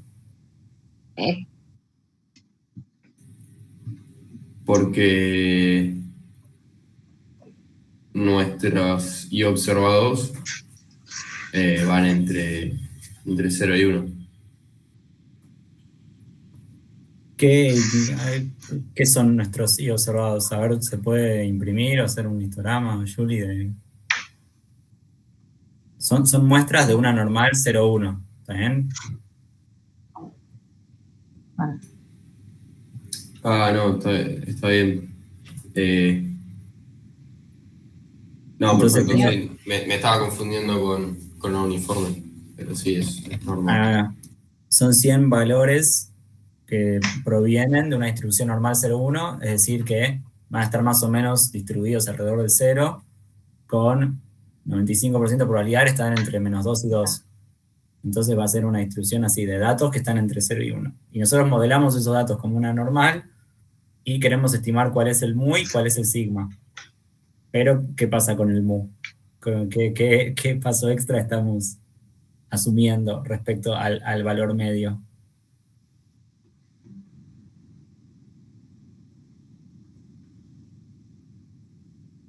¿cómo lo definimos a ese modelo? Una suma de dos distribuciones.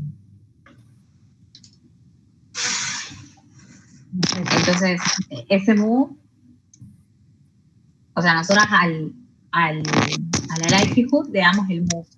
Y ese mu es la suma de la 1 más de la 2, pero entonces ese mu, cerca de que va a tener que estar. Cerca de que esperar. De las dos. ¿Cerca de Tiene que qué? estar cerca de las dos. De las dos. En este caso debería estar cerca de 0, porque ambas son 0. Debería estar centrado en 0. Pero Entonces, sí. Pero no porque ambas sean ceros, porque ambas están, o sea, es 0 pero con sigma 1000, entonces o sea, es totalmente plano eso, es como si fuera un uniforme. Tiene que estar cerca de 0 por los datos, porque los datos vienen de una normal 0,1, entonces tengo 100 datos que saqué de ahí, lo estoy modelando entonces como una normal, y yo esperaría que si tengo 100 datos que los saqué de una normal 0,1, y cuando yo los modelo con un modelo bayesiano con likelihood normal, el mu, digo, esté cerca de 0 porque los datos van a estar distribuidos cerca de 0. Entonces esperaría que si lo modelo como una distribución normal, el valor medio de esa distribución normal esté cerca de 0. Pero, ¿qué pasó? Acá no hicimos, que no modelamos solamente el valor medio mu, así nomás. asumimos como que mu en realidad es una suma de dos términos de la galera. Pusimos dos términos y después a cada término le tuvimos que poner un prior. Y elegimos el prior que elegimos, porque bueno, no tenemos nada de información de esos, de cuánto es A1 y A2, entonces le pusimos dos priors súper no informativos. Seguí, Juli. No, entonces, esto que un poco estuvieron diciendo, o sea, básicamente nuestro mu, el A1 y el A2 se están compensando porque el mu, mis datos, me van a llevar que el mu esté centrado cerca de 0. ¿Se entiende?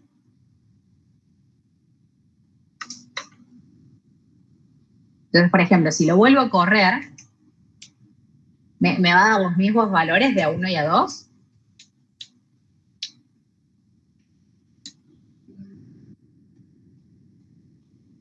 Si volviera a hacer el modelo.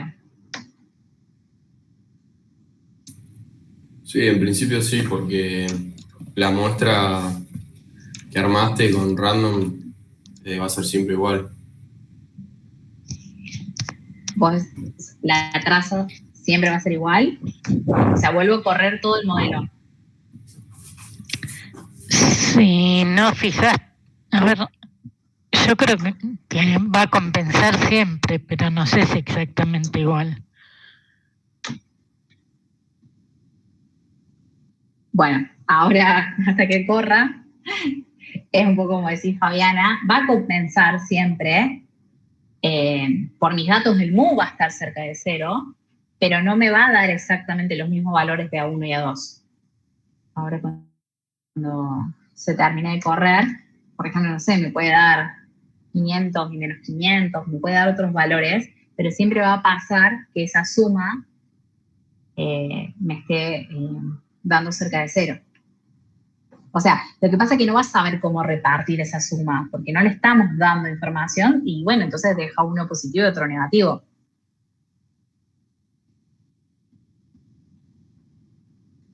Lo que quiere lograr es que mu sea aproximadamente 0. A ver. Bueno, le falta. ¿Se entiende la idea?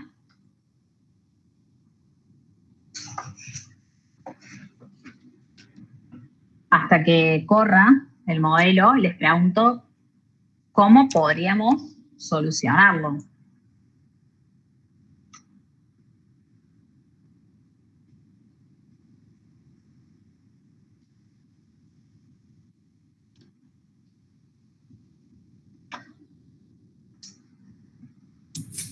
Darle priors de A1 y A2 más informativos. Bien, que en este caso, ¿cómo sería? Bajándole la varianza. Bueno, ahí cuando termine de correr, tengo la otra celda, que lo vamos a ir viendo. Esto no les mostré las trazas. ¿Qué pueden ver acá en las trazas?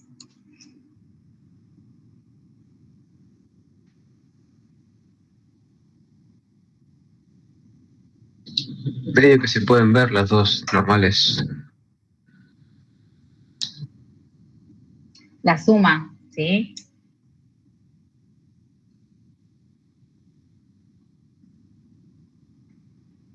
Y para sigma no tenemos tanto problema. ¿Para sigma tenemos problema?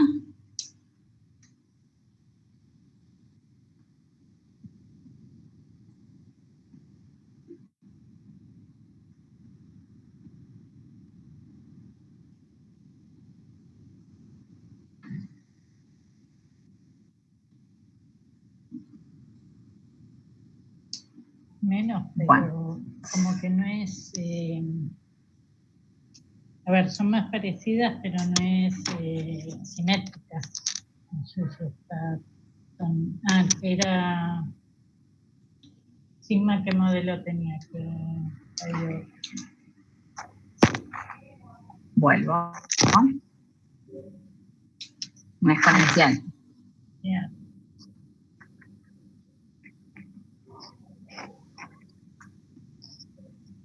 Fíjate que si bien el R-hat es un poco grande, que lo podemos mejorar, no era igual que en el caso de la 1 y la 2, que era casi cerca de 2.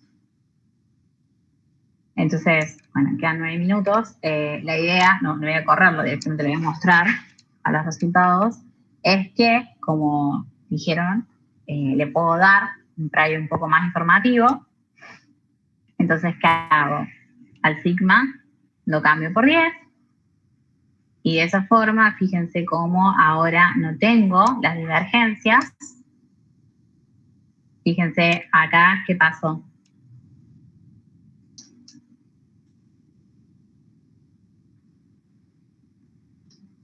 Bajó el R-hat a 1. Las muestras efectivas Subieron un montón. No me acuerdo cuáles eran las anteriores. sí, no me acuerdo. Vean, y si ahora visualizamos las cadenas,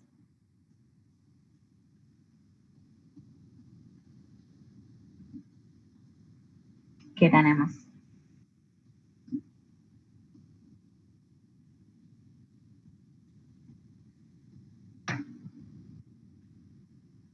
¿Mejoró el modelo? Sí. Y mejoró solamente dándole un prior un poco más informativo. Pero, ¿cuál es el problema central de este?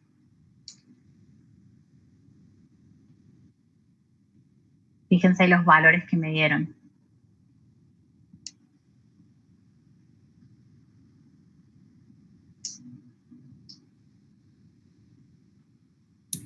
Que sigue teniendo un error mucho más grande que la media. Y sigue pasando también lo que se siguen compensando. Porque muchas veces también tienen que pensar de quiénes, en este caso no fue ningún... Sí, vale. Sí, que ahora el error es más grande que la media, pero ahora está bien, porque ahora está, si ves las distribuciones, se está dando cuenta que el valor de A1 y de A2 es 0. También por eso gira alrededor de 0, con una varianza, que es muy parecida a la varianza que le pusimos de prior a cada uno, pero es lo que queríamos, o sea, la suma de los dos tenía que dar 0, entonces, bueno, no sé hasta con qué detalle meterme, porque siento que falta como profundizar un poco más de por qué está pasando esto con este modelo, pero bueno, digo, el approach más óptimo sería esto, decir que si mu tiene que valer 0, entonces A1 y A2 también valen 0, y ahora no es problema que la varianza que el error sea mucho mayor que el valor medio, porque el valor medio es 0. Antes también pasaba eso, o sea, nos terminaba dando que era compatible con 0 y con 1.000.000 de otros valores posibles, y por eso daba menos 400 más menos 500, era un problema, pero ahora como está centrado en 0, nos estamos dando cuenta que está encontrando que los valores valen 0, ¿saben? Que es un poco lo que buscábamos. Miren cómo ahora cambiaron. Este era el modelo anterior, sin los priors, con los priors no informativos. Pero el problema acá está siendo el modelo, ¿no? Esta cuestión de que le estamos dando parámetros que no son identificables. Entonces, a veces tienen que ver de revisar cuál es el modelo que se propone.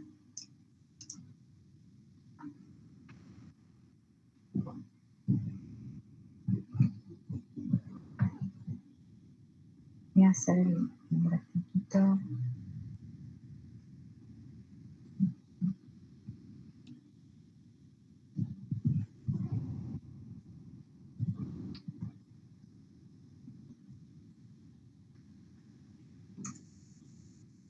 No me acuerdo cómo lo llamo. Modelo 3.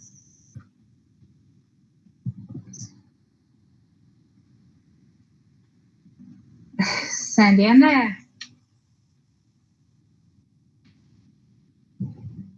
valores.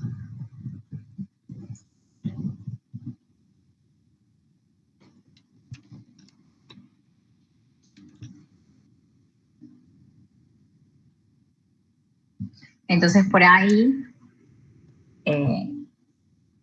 se podría reparametrizar.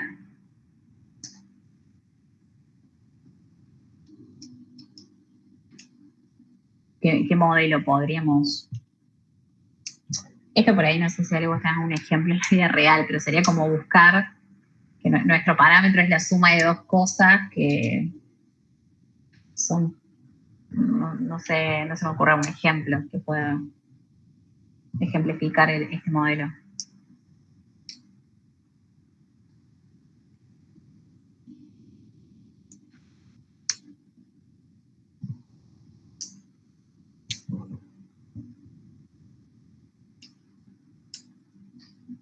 Pero podríamos a lo mejor usar un solo parámetro, alfa, en lugar de la suma.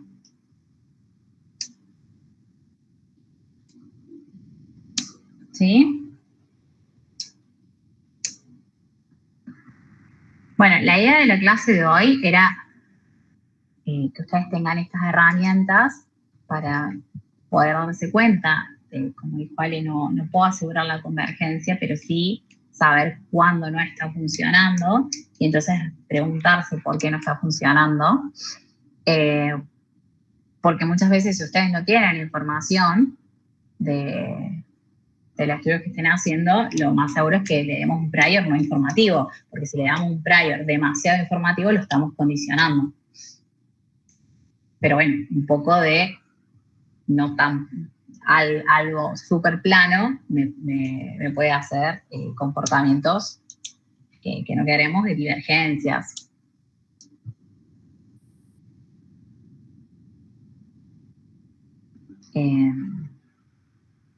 Pero bueno, la clase que viene igual van a seguir trabajando con regresión, después la última clase con GLM, y la idea es que con estas herramientas, estas primeras dos clases fueron para entender un poco más la librería y sus herramientas. Una consulta. Habían dicho que esta era la última clase de los temas que entraron en el parcial. Me No. estoy yo confundiendo. No, No, es queda toda la una semana que semana viene. más. Ok. Sí. O sea, el último tema es PyMC. O sea, cadenas de Markov y Monte Carlo. Nada más que falta verlo aplicado a regresión y GLM. Ok. Pero bueno, son cosas que ya vieron. Ahora va a ser la regresión lineal desde el punto de vista bayesiano y los modelos lineales desde el punto bayesiano.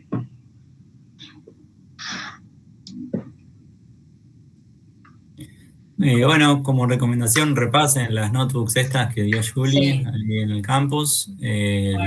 Ahora se La lo del subo. lunes y la de hoy. Bueno, la semana que viene vamos a terminar con esto.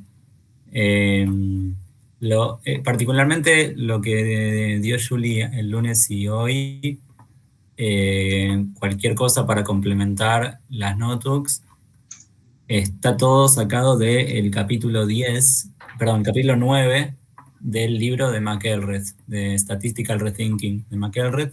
Está en inglés, pero bueno, ahí está como muy completo, pueden saltearse, digamos, toda la parte. Está también lo de los reyes, del rey que mostró Francisco. Si quieren pueden repasar por ahí, pero al final del capítulo están todos estos ejemplos de cómo chequear las convergencias de las cadenas y esto de si les quedó algo de todos estos ejemplos. Y más incluso, hay muchas más cosas, pero bueno, ahí tienen con todos los gráficos y todo. Y bueno, nada, igual si no, lo seguimos charlando el lunes y el jueves la semana que viene. ¿Hasta acá van entendiendo o están con este último tema? Yo me perdí un poquito en la última parte, pero en general más o menos entendí. Ok.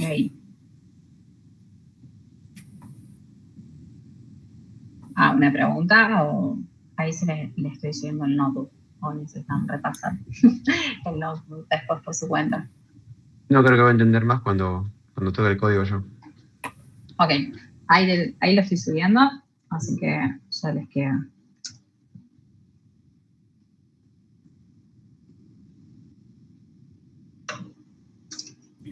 Bueno, estamos entonces. Ahí, hola Fran, ahí vi que llegaste. Bueno, 5:12, 5:15, estiramos. Ahí está, ya lo tienen en el notebook, así que... Dale. Vale, Fran. ¿Qué tal? ¿Cómo andan?